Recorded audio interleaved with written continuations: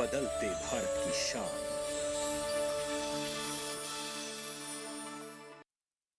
रोज सब्जी का स्वाद बढ़ाए और घर वालों का प्यार पाए। गोल्डी सब्जी मसाले, जहाँ जाए रिश्ते बनाए, गोल्डी मसाले।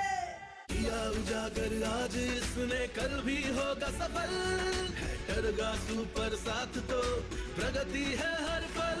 2 दशकों से किसानों का सबसे भरोसेमंद खरपतवार नाशक सुपर काम, भरोसे का नाम टरगा सुपर।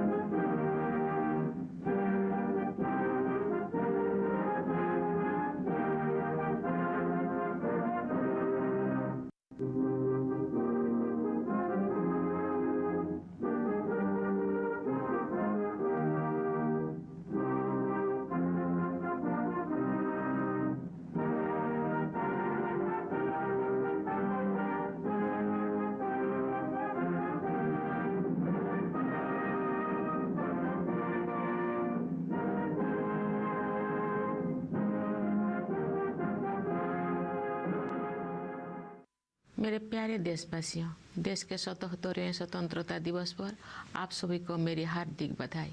ये दिन हम सब के लिए गौरवपूर्ण और पावन है। चारों ओर उत्सव का वातावरण देखकर मुझे बहुत प्रसन्नता हो रही है। ये प्रसन्नता और गौरव की बात है कि कस्बों और गांव में यानी देश में हर जगह बच्चे, युवा और बुजुर्ग सभी उत्साह के साथ स्वतंत्रता दिवस के पर्व को मनाने की तैयारी कर रहे हैं। हमारे देशवासी बड़े उत्साह के साथ आज़ादी का अमृत महोत्सव मना रहे हैं। स्वाधीनता दिवस का उत्सव मुझे मेरे बचपन के दिनों की याद भी दिलाता है। अपने गांव के स्कूल में स्वतंत्रता दिवस समारोह में भाग लेने की हमारी खुशी रोके नहीं रुकती थी। जब त्रिरंगा फहराया जाता था तो हमें लगता था जैसे हमारे शरीर में बिजली सी दौड़ गई हो। देशभक्ति के गौरव से भरे हुए हृदय के साथ हम सब राष्ट्रीय ध्वज को सलामी देते थे तथा राष्ट्रगान गाते थे। मिठाइयाँ बांटी जाती थी और देशभक्ति के गीत गाए जाते थे जो कई दिनों तक हमारी मन में गूंजते रहते थे। ये मेरा सौभाग्य रहा है कि जब मैं स्कूल में शिक्षक बनी तो मुझे उन अनुभवों को फिर से जीने का अवसर प्राप्त हुआ। जब हम बड़े होते हैं तो हम अपने खुशी को बच्चों की तरह व्यक्त नहीं कर पाते, लेकिन मुझे विश्वास है कि राष्ट्रीय पर्व से जुड़े देशभक्ति की गहरी भावना में तनिक भी कमी नहीं आती है। स्वतंत्रता दिवस हमें ये याद दिलाता है कि हम केवल एक व्यक्ति ही नहीं है, बल्कि हम एक ऐसे महान जन समुदाय का हिस्सा है जो अपनी तरह का सबसे बड़ा और जीवंत समुदाय है। ये विश्व के सबसे बड़े लोकतंत्र के नागरिकों का समुदाय है। जब हम स्वतंत्रता दिवस समारोह मनाते हैं तो वास्तव में हम एक महान लोकतंत्र के नागरिक होने का उत्सव भी मनाते हैं। हमें हर एक की अलग अलग पहचान है। जाति, पंथ, भाषा और क्षेत्र के अलावा हमारी अपने परिवार और कार्य क्षेत्र से जुड़े पहचान भी होती है, लेकिन हमारी एक पहचान ऐसे है जो इन सब से ऊपर है और हमारी वो पहचान है भारत का नागरिक होना। हम सभी समान रूप से इस महान देश के नागरिक हैं। हम सबको समान अवसर और अधिकार उपलब्ध है तथा हमारे कर्तव्य भी समान है, लेकिन ऐसा हमेशा नहीं था। भारत लोकतंत्र की जननी है और प्राचीन काल में भी हमारे यहाँ जमीनी स्तर पर लोकतांत्रिक संस्थाएं विद्यमान थी। किंतु लंबे समय तक चले औपनिवेशिक शासन ने उन लोकतांत्रिक संस्थाओं को मिटा दिया था। 15 अगस्त 1947 के दिन देश ने एक नया सपेरा देखा। उस दिन हमने विदेशी शासन से तो आज़ादी हासिल की है, हमने अपनी नियति का निर्माण करने की स्वतंत्रता भी प्राप्त की। हमारी स्वाधीनता के साथ विदेशी शासकों द्वारा उपनिवेशों को छोड़ने का दौर शुरू हुआ और उपनिवेशवाद समाप्त होने लगा। हमारे द्वारा स्वाधीनता के लक्ष्यों को प्राप्त करना तो महत्वपूर्ण था ही, लेकिन उससे भी अधिक उल्लेखनीय है हमारे स्वाधीनता संग्राम का अनोखा तरीका। महात्मा गांधी तथा अनेक असाधारण एवं दूरदर्शी विभूतियों के नेतृत्व में हमारा राष्ट्रीय आंदोलन अद्वितीय आदर्श से अनुप्राणित था। गांधी जी तथा अन्य महानायकों ने भारत की आत्मा को फिर से जगाया और हमारी महान सभ्यता के मूल्यों का जन जन में संचार किया। भारत के ज्वलंत उदाहरण का अनुसरण करते हुए हमारे स्वाधीनता संग्राम की आधारशिला सत्य और अहिंसा को पूरी दुनिया के अनेक राजनीतिक संघर्षों में सफलतापूर्वक अपनाया गया है। स्वतंत्रता दिवस की पूर्व संध्या पर मैं भारत के नागरिकों के साथ एकजुट होकर सभी ज्ञात और अज्ञात स्वतंत्रता सेनानियों को कृतज्ञतापूर्वक श्रद्धांजलि अर्पित करती हूँ। उनके असंख्य बलिदानों से भारत ने विश्व समुदाय में अपना स्वाभिमानपूर्ण स्थान फिर से प्राप्त किया। मातंगिनी हाजरा और कनकलता बरुआ जैसे वीरांगनाओं ने भारत माता के लिए अपने प्राण निछावर कर दिया। माँ कस्तूरबा राष्ट्रपिता महात्मा गांधी के साथ कदम से कदम मिलाकर सत्याग्रह के मार्ग पर चलती रही। सरोजिनी नायडू, अमू स्वामीनाथन, रमा देवी, अरुणा आसफ अली और सुचेता कृपलानी जैसे अनेक महिला विभूतियों ने अपने बाद की सभी पीढ़ियों की महिलाओं के लिए आत्मविश्वास के साथ देश तथा समाज की सेवा करने के प्रेरक आदर्श प्रस्तुत किए हैं। आज महिलाएं विकास और देश सेवा के हर क्षेत्र में बढ़ चढ़कर योगदान दे रही हैं तथा राष्ट्र का गौरव बढ़ा रहे हैं। आज हमारी महिलाओं ने ऐसे अनेक क्षेत्रों में अपना विशेष स्थान बना लिया है जिनमें कुछ दशकों को पहले उनकी भागीदारी की कल्पना भी नहीं की जा सकती थी। मुझे ये देखकर प्रसन्नता होती है कि हमारे देश में महिलाओं के आर्थिक सशक्तिकरण पर विशेष ध्यान दिया जा रहा है। आर्थिक सशक्तिकरण से परिवार और समाज में महिलाओं की स्थिति मजबूत होती है। मैं सभी देशवासियों से आग्रह करती हूँ कि वे महिला सशक्तिकरण को प्राथमिकता दें। मैं चाहती कि हमारी बहनें और बेटियाँ साहस के साथ हर तरह की चुनौतियों का सामना करें और जीवन में आगे बढ़ें। महिलाओं का विकास स्वाधीनता संग्राम के आदर्श में शामिल है।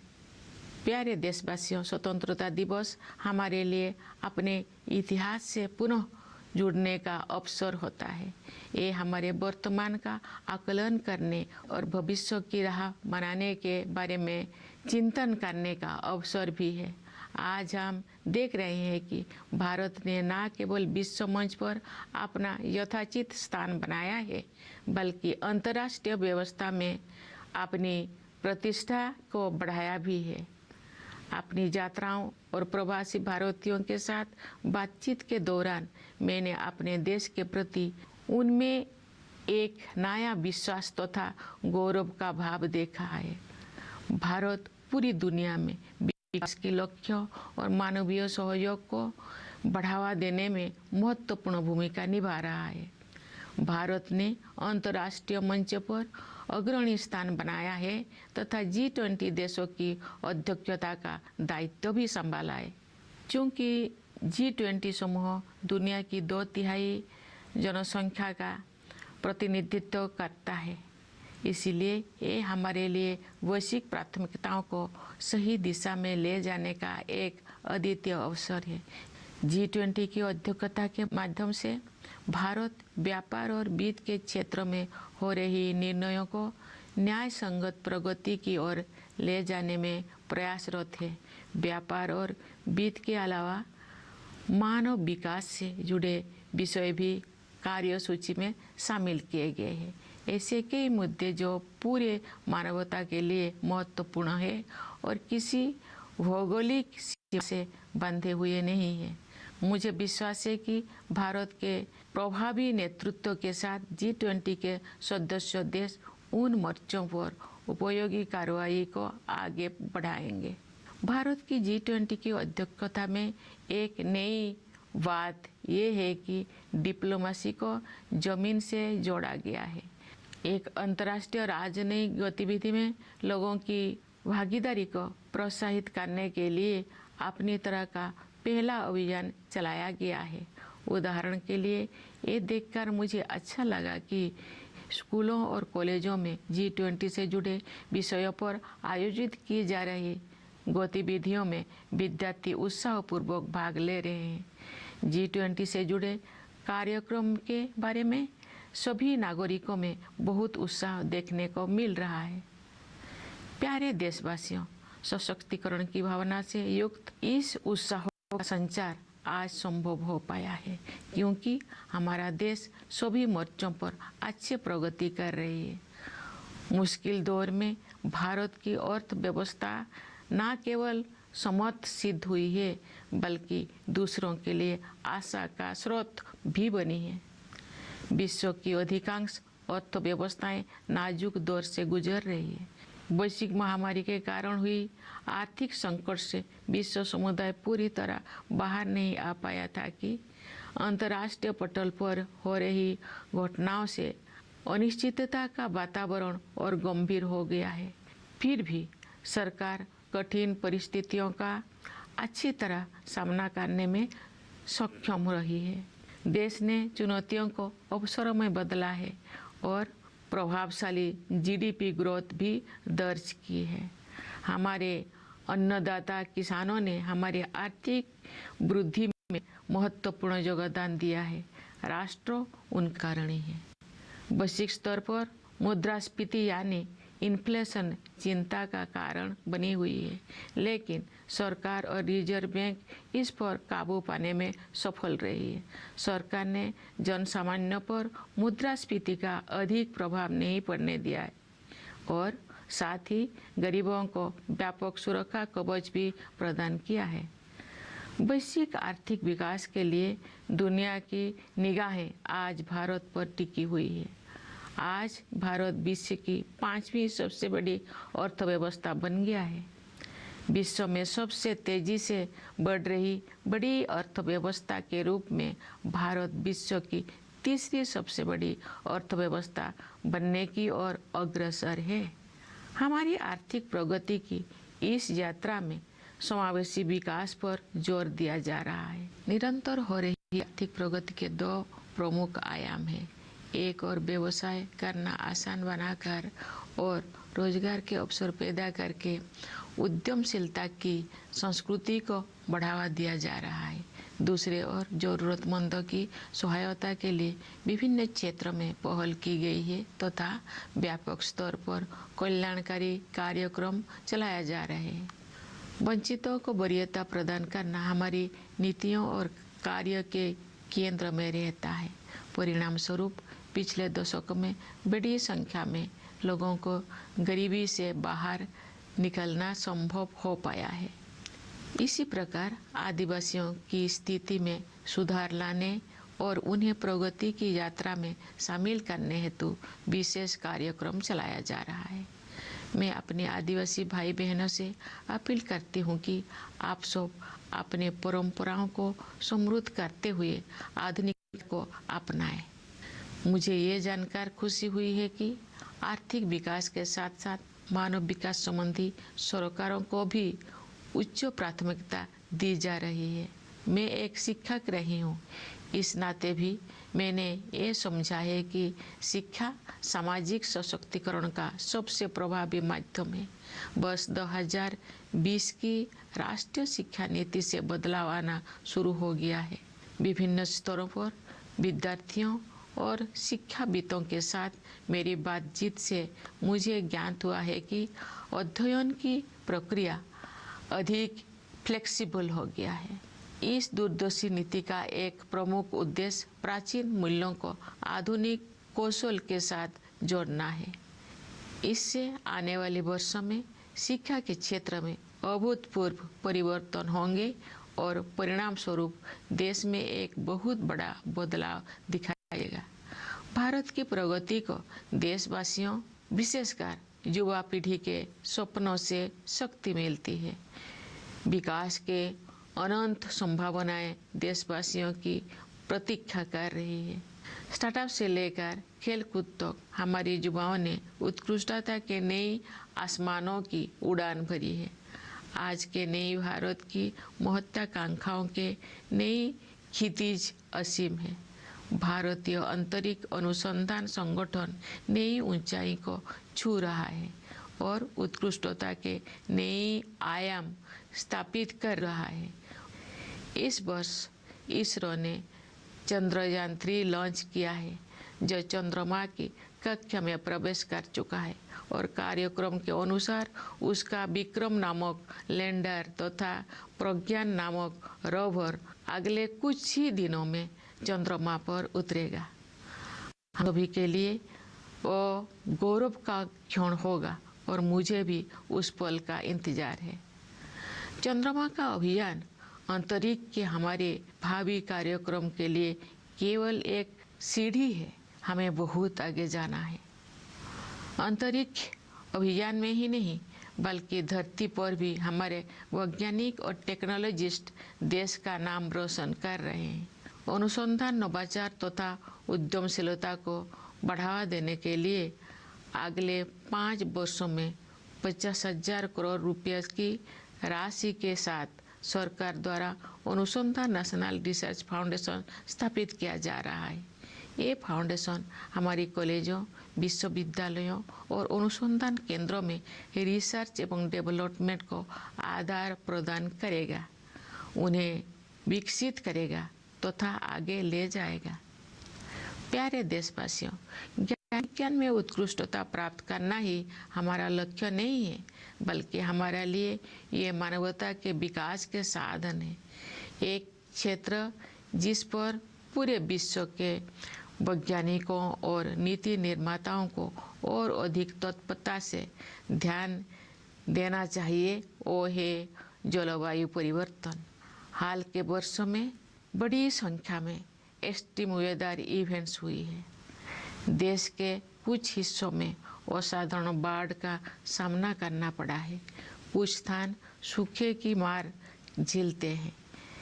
इन सब का एक प्रमुख कारण ग्लोबल वार्मिंग को भी माना जाता है। अतः पर्यावरण के हित में स्थानीय, राष्ट्रीय तथा वैश्विक स्तर पर प्रयास करना अनिवार्य है। इस संदर्भ में ये उल्लेखनीय है कि रिन्यूएबल एनर्जी के क्षेत्र में हमने अभूतपूर्व लक्ष्य को प्राप्त किया है। अंतर्राष्ट्रीय सौर ऊर्जा अभियान को भारत ने नेतृत्व प्रदान किया है। अंतर्राष्ट्रीय प्रतिबद्धताओं को पूरा करने में हमारा देश अग्रणी भूमिका निभा रहा है। विश्व समुदाय को हमने लाइफस्टाइल फॉर एनवायरनमेंट का मंत्र दिया है। प्यारे देशवासियों, असामान्य मौसम की घटनाएं सभी पर असर डालती है, लेकिन गरीब और वंचित वर्गों के लोगों पर उनका और अधिक प्रभाव पड़ता है। शहरों और पहाड़ों क्षेत्रों के जलवायु परिवर्तन की स्थितियों का सामना करने के लिए विशेष रूप से सक्षम बनाने की आवश्यकता है। मैं ये कहना चाहूँगी कि लोभ की संस्कृति दुनिया को प्रकृति से दूर करती है और अब हमें ये एहसास हो रही है कि हमें अपनी जड़ों की ओर लौटना चाहिए। आज भी अनेक जनजातीय समुदाय ऐसे हैं जो प्रकृति के बहुत करीब और प्रकृति के साथ सौहार्द बनाकर रहते हैं। उनके जीवन मूल्यों और जीवन शैली क्लाइमेट एक्शन के क्षेत्र में अमूल्य शिक्षा प्रदान करते हैं। जनजातीय समुदायों द्वारा युगों से अपना अस्तित्व बनाए रखने के रहस्यों को एक शब्द में ही व्यक्त किया जा सकता है और शब्द है हमदर्दी। जनजातीय समुदाय के लोग प्रकृति को माता समझते हैं तथा उसकी सभी संतानों अर्थात वनस्पतियों और जीव जंतुओं के प्रति सहानुभूति रखते हैं। कभी कभी दुनिया में हमदर्दी की कमी महसूस होती है, लेकिन इतिहास साक्षी है कि ऐसे दौर केवल कुछ समय के लिए ही आते हैं, क्योंकि कोरोना हमारा मूल स्वभाव है। मेरा अनुभव है कि महिलाएं हमदर्दी के महत्व को और अधिक गहराई से महसूस करती है और जब मानवता अपनी राह से भटकती है तो वे सही रास्ता दिखाती है। हमारे देश ने नई संकल्पों के साथ अमृत काल में प्रवेश किया है तथा हमें भारत का वर्ष 2047 तक एक विकसित राष्ट्र बनाने की दिशा में आगे बढ़ रहे हैं।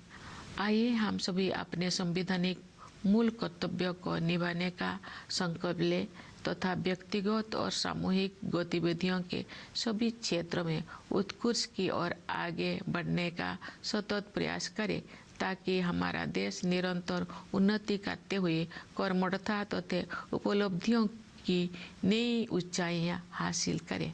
प्यारे देशवासियों, हमारा संविधान हमारा मार्गदर्शक दस्तावेज है। संविधान की प्रस्तावना में हमारे स्वाधीनता संग्राम के आदर्श समाहित है। आइए हम अपने राष्ट्र निर्माताओं के सपनों को साकार करने के लिए सद्भाव और भाईचारे की भावना के साथ आगे बढ़े।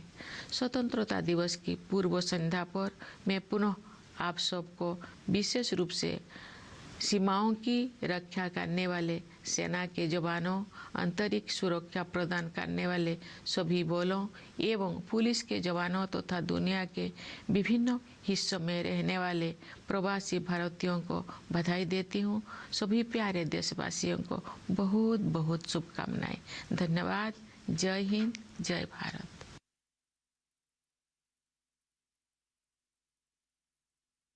My dear fellow citizens, my heartiest greetings to all